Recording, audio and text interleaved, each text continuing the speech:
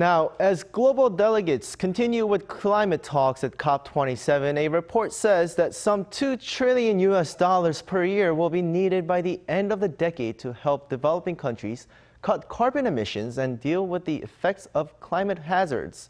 Our Hyo-sun has more. As the world continues to witness climate hazards, experts estimate that around $2 trillion will be needed annually by 2030 to help developing countries cope with the effects of climate change.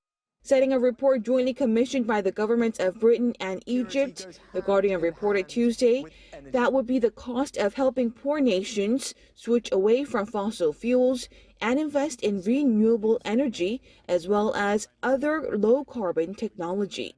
The report, which was presented at the UN's COP27 Climate Summit, also explains that the costs needed to cover the needs stemming from all of the world's developing countries exceed any past climate financial aid designed to help poor countries. The report also elaborated that around half of the required financing can come from local sources, including bolstering domestic public finance and capital markets. However, it emphasized that external finance coming from the World Bank as well as other global institutions must also play a key role. It added that current investment stands at only around $500 million. As part of the external financing, the report called for developing countries to work closely with investors, development banks, and rich countries to secure $1 trillion a year by the end of the decade.